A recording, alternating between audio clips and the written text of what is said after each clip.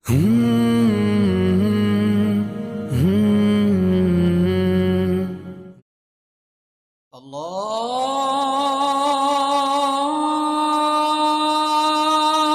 أكبر الله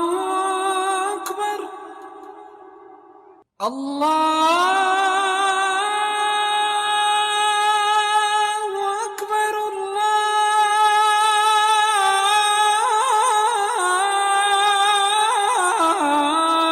الله أكبر.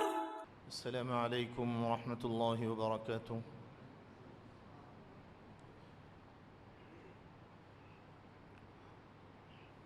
الحمد لله رب العالمين، والصلاة والسلام على أشرف الأنبياء والمرسلين. أما بعد، قال الله تبارك وتعالى: قل يا عبادي الذين أسرفوا على أنفسهم لا تقنطوا من رحمة الله إن الله يغفر الذنوب جميعا إنه هو الغفور الرحيم. قال النبي صلى الله عليه وسلم: ربحوا قلب ساعة فساعة، أو كما قال رسول الله صلی اللہ علیہ وسلم. قابل قدر بزرگان محترم، میرے عزیز نوجوان بھائیوں اور دوستوں،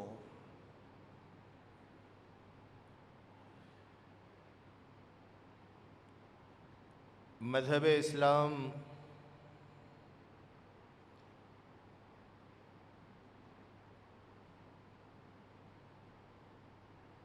ایک ایسا مذہب ہے جو کہ انسان کی تمام تر ضروریات کو نہ صرف یہ کہ سمجھتا ہے بلکہ اس کی پوری رعایت کرتا ہے. فطرتاً انسان کو اللہ رب العزت نے جن کیفیات کے ساتھ اور خصوصیات کے ساتھ بنایا ہے اور پیدا فرمایا ہے،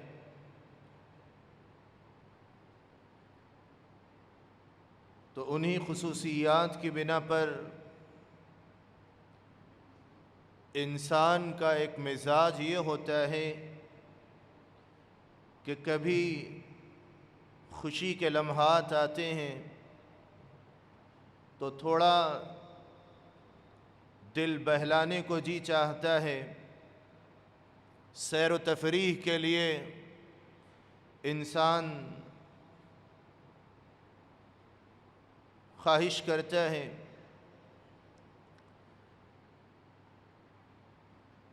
گھومنے اور پھرنے کا مزاج ہوتا ہے. اپنے دل کو تفریح پہنچانے اور پھر اس کو تفریحی مقامات پر گھومنے کا انسان کے اندر شوق ہوتا ہے. اسلام نے انسان کی ضروریات کا مکمل خیال کیا ہے اور انسان کے دلی جذبات کو شرعی دائرے میں رہ کر اور رکھ کر، شرعی حدود میں رکھ کر، شرعی ہدایات اور قوانین کے دائرے میں رکھ کر انسان کو سیر و تفریح کی نہ صرف یہ کہ اجازت دی ہے، بلکہ نبی رحمت صلی اللہ علیہ وآلہ وسلم کا فرمان ہے: ربحوا قلب ساعة فساعة، کہ تم اپنے دل کو وقفے وقفے سے سیر و تفریح کے ذریعے سے اسے آرام دلاؤ. یعنی ایک ہی جگہ قید ہو کر رہ جانا اور پھر دنیا سے کنارہ کش ہو جانا، اور پھر مزاج ایسا کہ نہ کسی انسان سے مسکرا کر بات کرے، نہ کہیں سیر و تفریح کے لیے دل لگے، بلکہ بس کمائی جمائی، مال کمانا، مال جمانا، اور پھر اپنے بینک بیلنس کو دیکھ کر خوش ہونا، نہ اپنے پیٹ کے لیے کھانا، نہ اپنے قلب اور دل کی سیر و تفریح کے لیے جائز حدود میں رہ کر سیر و تفریح کرنا، یہ اسلام کا مزاج نہیں ہے۔ نبی رحمت صلی اللہ علیہ وآلہ وسلم کا فرمان ہے، نعمتان مغبون فیہما کثیر من الناس، الصحت والفراغ۔ دو ایسی عظیم نعمتیں ہیں کہ جن نعمتوں کو انسان اکثر و بیشتر نعمت نہیں سمجھتا ہے، یا ان نعمتوں کے بارے میں لاپرواہ ہوتا ہے۔ فرمایا نبی رحمت صلی اللہ علیہ وسلم نے کہ وہ دو نعمتیں الصحت والفراغ، ایک ہے صحت اور تندرستی، جسے انسان نعمت نہیں سمجھتا ہے اور اس کی قدردانی نہیں کرتا ہے، اس کی نگہداشت اور اس کی حفاظت نہیں کرتا ہے۔ دوسرے فرصت اور فارغ وقت، کہ کسی کی زندگی میں اور کسی کی لائف میں اللہ رب العزت نے ایسا ٹائم عطا فرمایا ہے کہ جو فارغ ہو، جس میں کوئی کام نہ ہو، کوئی مصروفیت نہ ہو، تو یہ اللہ کی بڑی نعمتیں۔ ان دونوں نعمتوں کی قدردانی کرنا انسان کے لیے ضروری۔ صحت کے بارے میں فرمایا کہ الصحت والفراغ، صحت اور تندرستی انسان کو وہ عظیم نعمت اللہ نے عطا فرمائی کہ عموماً انسان صحت کی قدر اس وقت پہچانتا ہے جب وہ بیمار ہو جاتا ہے۔ بیماری کے بعد پتہ چلتا ہے کہ تندرستی کتنی بڑی نعمت ہے۔ اللہ رب العزت کا یہ نظام ہے اور اس کی قدرت ہے کہ وہ پارٹس آف باڈی کو اپنی قدرت سے اور اپنے آرڈر سے کام پر لگائے ہوئے، جسم کا ایک ایک حصہ اپنے کام میں لگا ہوا ہے۔ ایک ماہ دو ماہ نہیں، سالوں سے کام کرتا ہوا آ رہا ہے، سالوں سے کام پر لگے ہوئے ہیں، جس پر مجھے اور آپ کو اللہ رب العزت کا شکر بجا لانا چاہیے۔ نبی رحمت صلی اللہ علیہ وآلہ وسلم نے اپنے فارغ اوقات کی قدردانی کی تعلیم فرمائی۔ انسان کو اگر خالی وقت ملے تو ان اوقات میں انسان یا تو کچھ سیکھنے سکھانے میں اپنے وقت کو گزارے، تعلیم و تعلم کا سلسلہ جاری رہے، کچھ علوم اور فنون کو سیکھنے کی کوشش کرے، یا پھر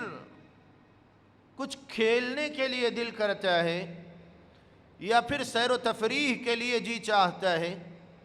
تو ایسے گیمز کا انتخاب کرے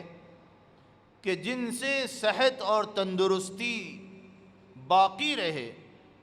بلکہ صحت مزید مستحکم ہو اور زیادہ طاقتور بنے۔ ایسے گیمز کا انتخاب کرنا چاہیے، ایسے گیمز کو چوز کرنا چاہیے کہ جن کے ذریعے سے آدمی اپنے فٹنس کو برقرار رکھ سکے، اپنے جسم کی حفاظت کر سکے، اور پھر ڈیفنس کا پاور اپنے اندر پیدا کر سکے۔ نبی رحمت صلی اللہ علیہ وآلہ وسلم نے دو تین گیمز کو خاص طور پر بہت زیادہ پسند فرمایا ہے۔ ایک تو گھوڑ سواری کو، گھوڑا چلانے کو اللہ کے نبی علیہ الصلاۃ والسلام نے پسند فرمایا، ساتھ ہی ساتھ گھوڑے کی تربیت اور پرورش، اس کی صحت کا انتظام، اس کی دیکھ بھال، اس کے لیے چارہ اور گھاس فراہم کرنا، اس کو بھی اللہ کے نبی علیہ الصلاۃ والسلام نے پسند فرمایا۔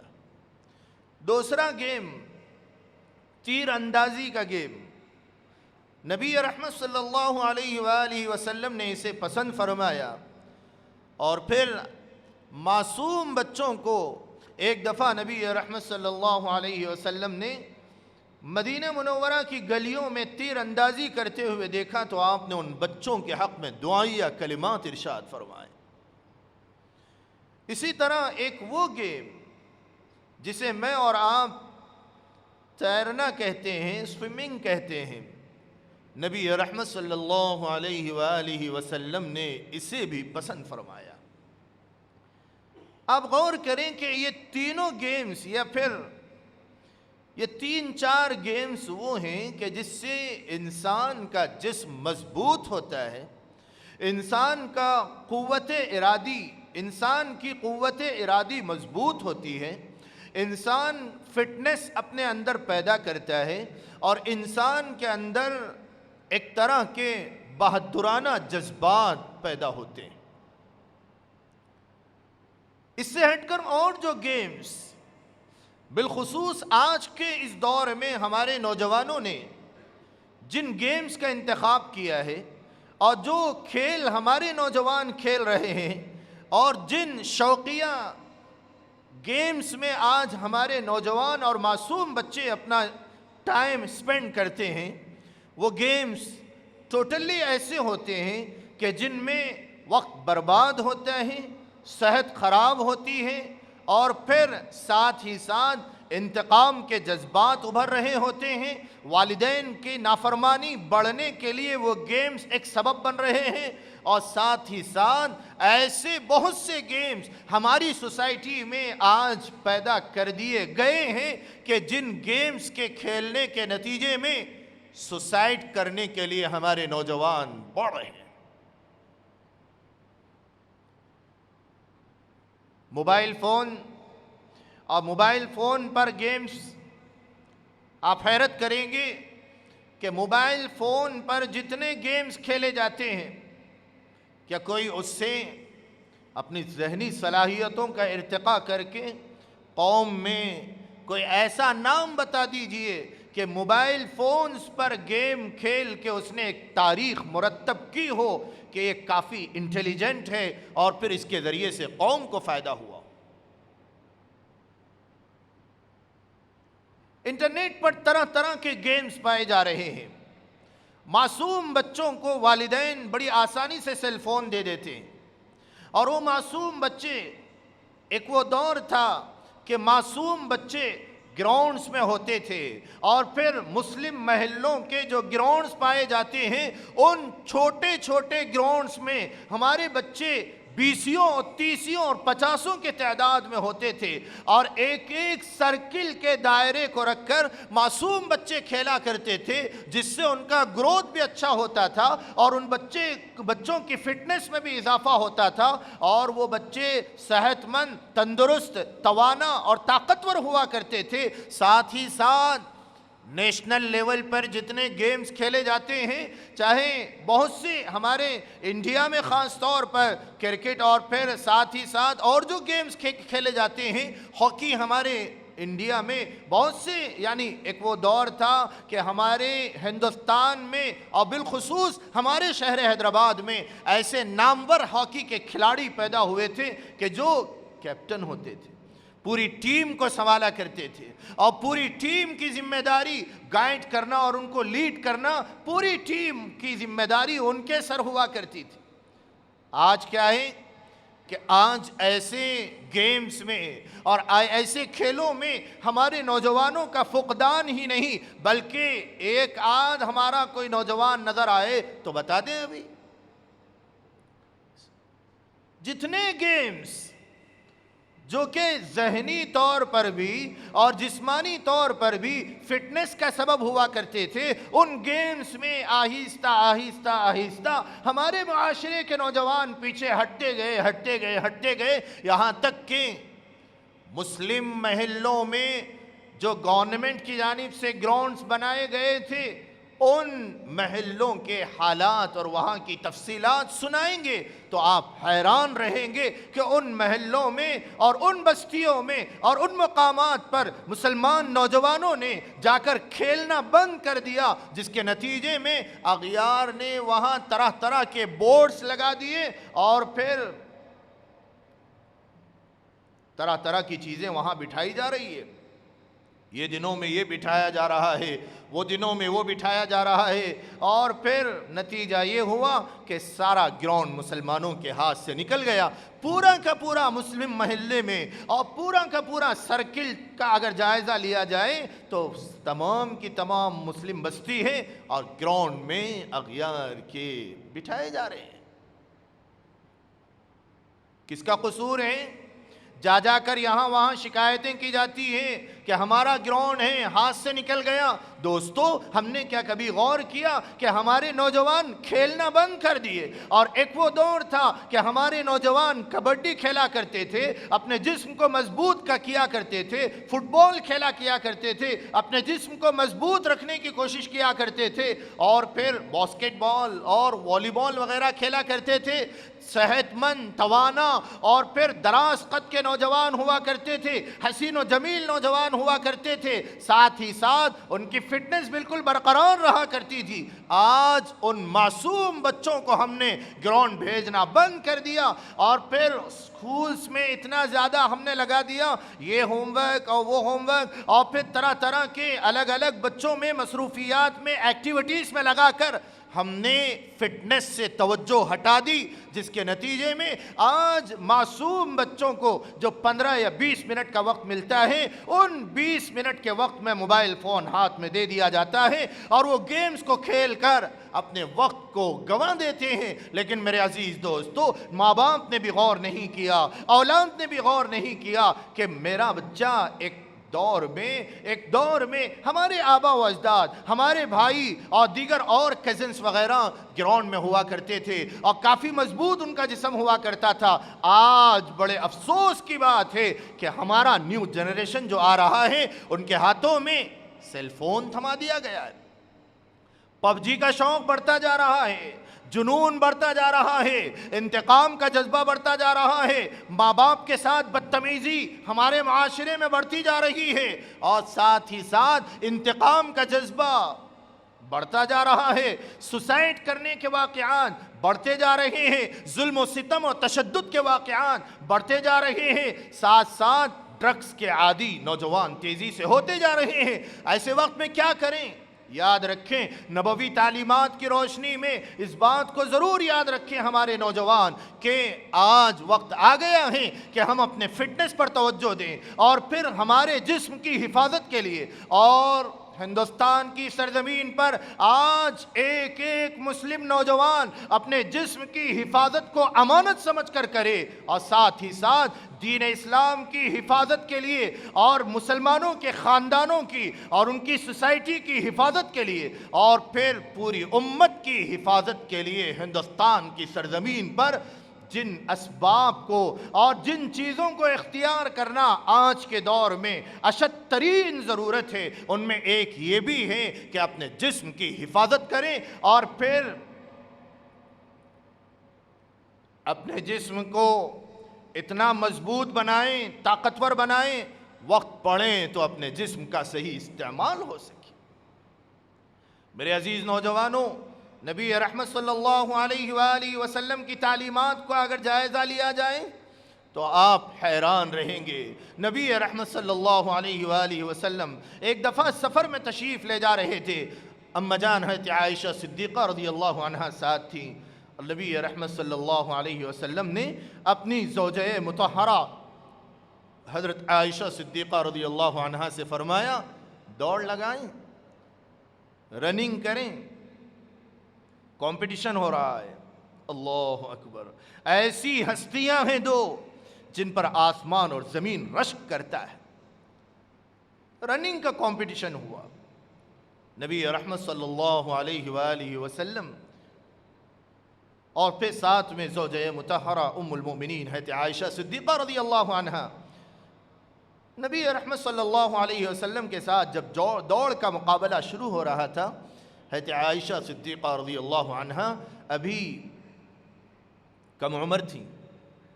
دبلی پتلی تھیں رضی اللہ عنہا، جسم بھاری نہیں تھا، دوڑ میں وہ فرسٹ آ گئی، آگے بڑھ گئی۔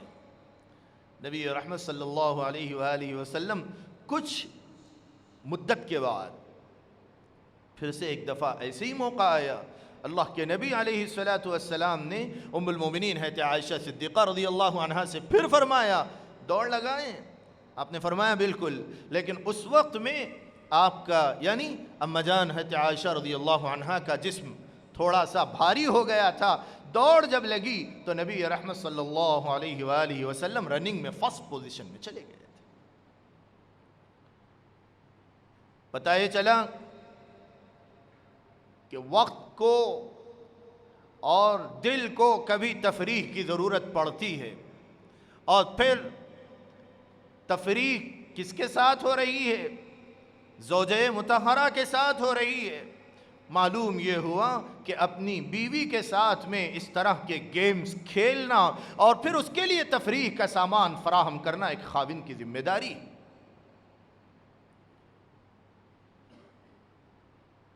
نوجوانوں پر یہ ذمہ داری ہے کہ اپنے اوقات کو صحیح طور پر لگائیں اور ایسے گیمز کھیلیں اور ایسے کھیل کھیلیں کہ جس سے نہ وقت برباد ہو، نہ صحت و تندرستی برباد ہو، اور ساتھ ہی ساتھ اللہ کے ذکر میں خلل نہ ہو، نماز کے اوقات میں خلل نہ ہو، اور پھر اللہ کی یاد دل سے نہ نکل جائے۔ اس سے اور آگے بڑھیں تو آج کے نوجوان پتنگ بازی میں، اور پھر جنوری اور فروری کا موقع آتا ہے تو پھر ہمارے نوجوان اغیار کا دیکھا دیکھی اور پھر دوسروں کی تہذیب سے متاثر ہو کر پتنگ بازی میں بڑے شوق سے مصروف ہو جاتے ہیں، اور پھر اتنا ہی نہیں بلکہ اچھے خاصے دیندار گھرانے اگر دیکھے جائیں تو ان میں بھی یہ شوق پیدا ہو جاتا ہے، اور وہ بھی اپنی چھتوں پر چڑھ کر، بعض تو وہ ہوتے ہیں کہ جن سے کہا جائے چچا آپ نماز کو آئیے، گھٹنوں میں بڑی تکلیف ہے بیٹا، اور ان کو دیکھا جائے تو اپنے چھت پر مزے سے پتنگ اڑا رہے ہیں۔ اللہ اکبر۔ میرے عزیز نوجوانوں، اللہ کے لیے ہمارے معاشرے کو پاکیزہ بنائیں، اللہ کے لیے معاشرے کو پاکیزہ بنائیں، اور اوروں کی تہذیب سے خلط ملط کر کے، آپ کو معلوم ہونا چاہیے ویدوں میں لکھا ہوا ہے کہ اس موقع پر پتنگ بازی کرنا ان کے شعائر میں سے، ان کی تہذیب میں سے، اگر اس کو اپنا کر ہمارے نوجوان بھی پتنگ بازی کر رہے ہیں تو پھر سمجھنا چاہیے کہ ان کی تہذیب سے، ان کے کلچر سے ہم متاثر ہیں اور اس کو اپنانے پہ لگے ہوئے۔ کیا ہمیں نبی رحمت صلی اللہ علیہ وآلہ وسلم کی تعلیمات کے بعد اور پھر نبوی ہدایات کے بعد اور اسلام کی تعلیمات کے بعد کسی اور کے کلچر کو چاٹنے کی ضرورت باقی رہتی ہے؟ کسی اور کے کلچر کو اپنانے کی ضرورت باقی رہتی ہے؟ میرے عزیز نوجوانوں، ذرا کان کھول کر سن لیں اس بات کو کہ پتنگ بازی میں وقت برباد ہوتا ہے، پتنگ بازی میں مال تباہ ہوتا ہے، پتنگ بازی میں وقت تباہ ہوتا ہے، پتنگ بازی میں اوروں کے ساتھ میں اوروں کی پتنگ کو کاٹ کر لوٹنے کا ایک گناہ ہوتا ہے، جس کے نتیجے میں لٹیرے بن جاتے ہیں۔ ساتھ ہی ساتھ لا تلہکو اموالکم، قرآن نے فرمایا لا تلہکو انفسکم بھی فرمایا، اسی طرح لا تلہکو اموالکم بھی فرمایا، اپنی جان کو بھی ہلاکت میں نہ ڈالو، لا تلقو ایدیکم الی التہلکہ، اپنی جان کو ہلاکت میں نہ ڈالو، اپنے مال کو ہلاک نہ کرو۔ کھلے چھتوں پر چڑھ کر پتنگ اڑاتے ہیں، سینکڑوں واقعات ایسے ہم کو سنائی دیتے ہیں اور پھر نظر آتے ہیں، سوشل میڈیا پر بھی بار بار آتے ہیں کہ کھلے چھت پر نوجوان پتنگ اڑا رہا تھا، معصوم بچہ پتنگ اڑا رہا تھا اور پھر چھت سے زمین پر گر گیا، انتقال ہو گیا۔ ساتھ ہی ساتھ وہ مانجا اور پھر اس دھاگے کے نتیجے میں کئی جانوں کے اور کئی لوگوں کے اور کئی مسافروں کے گلے بھی کٹ جاتے ہیں، کئی جانوروں کے گلے کٹ جاتے ہیں اور وہ مر جاتے ہیں، تو اس کا گناہ کس کے سر پر آتا ہے؟ جو ہوا وہ ہوا، لیکن آئندہ کے لیے ہمارے نوجوان توبہ کریں، اللہ سے معافی مانگیں اور پھر اللہ کی طرف رجوع ہو جائیں۔ کیونکہ میرے عزیز دوستو، اللہ کو معافی مانگنا بہت پسند ہے، اللہ کو توبہ کرنا بہت پسند ہے، اللہ کے سامنے ندامت کے آنسو بہانا بہت پسند ہے۔ نبی رحمت صلی اللہ علیہ وآلہ وسلم کے عہد مبارک کا ایک واقعہ حدیث میں ملتا ہے، اگرچہ بعض راویوں نے اس روایت کو ضعیف قرار دیا ہے، لیکن میرے عزیز نوجوانوں، تشوق کے لیے بیان کیا جا سکتا ہے۔ ایک واقعہ یوں بھی ملتا ہے کہ ایک دفعہ ایک صحابی رسول 16 سال کے معصوم نوجوان ہیں، وہ گزر رہے تھے اور پھر نبی رحمت صلی اللہ علیہ وسلم کے چہیتے تھے، گزر رہے تھے، راستے میں ایک مرتبہ گناہ ہو گیا اور پھر نظریں بے قابو ہو گئی اور گناہ ہو گیا۔ نتیجہ یہ ہوا کہ وہ مسجد نبوی جا رہے تھے، جانے کے بجائے گلی جنگل و بیابان میں چلے گئے اور جا کر زارو قطار رونے لگے۔ ایک دن گزر گیا، 2 دن گزر گئے، 3 دن گزر گئے، روتے رہے، پہاڑ کی چٹان پر چڑھ گئے، اللہ کے سامنے گریہ وزاری کرتے رہے، اللہ سے معافی مانگتے رہے۔ اے اللہ، آپ غفار الذنوب ہیں، آپ توبہ کو قبول کرتے ہیں، بندہ ہوں، عاصی ہوں اور اللہ کے نبی کے رخ مبارک کو دیکھا ہوں، کبھی والضحیٰ کو دیکھا ہوں، اے اللہ میرے اس گناہ کو معاف کر دے کہ میری نگاہیں بے قابو ہو گئی اور میں بے حیا چیزوں کو میں نے اپنی آنکھوں سے دیکھ لیا۔ اللہ سے بار بار معافی مانگنے لگے، یہاں تک کہ 40 دن تک روتے رہے، حتیٰ کہ نبی رحمت صلی اللہ علیہ وآلہ وسلم نے فرمایا، اے عمر، اے سلمان فارسی، کیا بات ہے کہ وہ نوجوان نظر نہیں آ رہا ہے؟ اور پھر دونوں سے فرمایا کہ جاؤ مدینہ منورہ کے نواحی علاقوں میں اسے تلاش کرو۔ تلاش کیا گیا، بہت تلاش کرنے کے بعد راستے میں دیکھا کہ جنگل کے کنارے پر ایک چرواہا بکریاں چرا رہا تھا۔ اس سے پوچھا کہ اس طرح کا نوجوان ہے، کہیں تمہیں نظر آیا ہے؟ وہ کہنے لگا کہ ہاں ایک نوجوان فلاں پہاڑ کے کنارے بیٹھتا ہے اور پھر اس کے چیخنے کی آوازیں رات کی تنہائی میں بھی ہمارے جھونپڑے میں سنائی دیتی ہے، وہ کبھی کبھی آ کر ہماری بکریوں کا دودھ پی کر چلا جاتا ہے، رو رہا ہے، پتہ نہیں ہم نے بار بار سمجھایا لیکن چیخیں نکل جاتی ہے، بالخصوص صبح سویرے کے وقت میں بہت زار و قطار روتا ہے اور پھر اپنے ہاتھوں کو آسمان کی طرف اٹھاتا ہے۔ گئے امیر المومنین حضرت عمر رضی اللہ عنہ نے اسے پکڑا اور پکڑ کے یوں کہا کہ اللہ کے نبی تجھے طلب کر رہے ہیں۔ وہ چیخ پڑا اور یوں کہا کہ میں تو منافق ہو گیا، میری نگاہیں بے قابو ہو گئی اور میں گنہگار ہو گیا۔ لیکن جب اسے سمجھایا گیا اور اللہ کے نبی کے دربار میں لایا گیا، اللہ کے نبی علیہ السلام کی خدمت میں حاضر ہوا، حتیٰ کہ میرے عزیز نوجوانوں ذرا غور سے سنیں، اللہ سے توبہ اور معافی اس انداز سے وہ مانگ رہا تھا کہ اس کا جسم رو رہا تھا۔ اس چرواہے نے بھی یہ بات حضرت عمر سے بیان کی تھی کہ ہم جب دودھ کا پیالہ اسے پیش کرتے ہیں تو وہ نوجوان اپنی زبان سے اپنے منہ سے جب پیالہ منہ کو لگاتا ہے اور اپنے منہ سے وہ دودھ کا پیالہ پیتا ہے تو اس کے پیالے میں آنکھ سے آنسو ٹپک پڑتے ہیں۔ فرمایا اللہ کے نبی علیہ السلام کی خدمت میں لایا گیا، اللہ کے نبی علیہ السلام کے سامنے اس نے اپنی زندگی کا وہ واقعہ بیان کیا اور اس گناہ کا تذکرہ کیا۔ اللہ کے نبی نے فرمایا، اے نوجوان، اللہ سے سچی توبہ کر لے، اللہ سے سچی توبہ کر لے۔ انتہائی لاغر ہو چکا تھا، کمزور ہو چکا تھا اور پھر بہت زیادہ نحیف ہو چکا تھا۔ اللہ کے نبی علیہ السلام نے اس کے سر کو اپنی گود میں رکھ لیا اور اللہ کے کے نبی نے فرمایا اے نوجوان توبہ کر لے، اللہ غفار الذنوب ہے، اللہ گناہوں کو معاف کرنے والا ہے۔ اللہ کے نبی کی گود میں اور مبارک گود میں اس نے توبہ کی اور کلمہ پڑھا، انتقال ہو گیا۔ میرے عزیز نوجوانوں، غور کریں کہ آدمی گناہ کرتا ہے، التائب من الذنب کمن لا ذنب لہ۔ نبی رحمت صلی اللہ علیہ وسلم نے فرمایا گنہگار جو توبہ کرتا ہے تو توبہ کرنے والا اللہ کو ایسا پسندیدہ ہے کہ گناہ کے بعد توبہ کرنے والا جب توبہ کرتا ہے تو اللہ کی بارگاہ میں ایسا ہوگا جیسا کہ اس نے کوئی گناہ نہ کیا ہو۔ میرے عزیز نوجوانوں، جو ہو گیا، لیکن آئندہ کے لیے ہم اپنی موت کو سمجھیں، اپنی آخرت کو یاد کریں اور موت کے بعد کی زندگی کو یاد کریں، اور اس زندگی جو فنا ہونے والی ہے یہاں کی نعمتوں میں پڑھ کر، یہاں کے شوق اور شوقیوں میں پڑھ کر اور یہاں کی بیجا خواہشات میں لگ کر اپنی آخرت کو تباہ ہونے سے بچائیں، اور اللہ سے دعا کریں کہ اللہ تعالیٰ بقیہ زندگی کو اللہ کی راہ میں لگانے اور نیک کاموں میں اپنی زندگی کو پلٹنے اور آخرت کی فکر کرنے اور اللہ کی رضا کے لیے اس کی بارگاہ میں سچی توبہ کرنے کی توفیق عطا فرمائے۔ آمین وآخر دعوانا ان الحمد للہ رب العالمین۔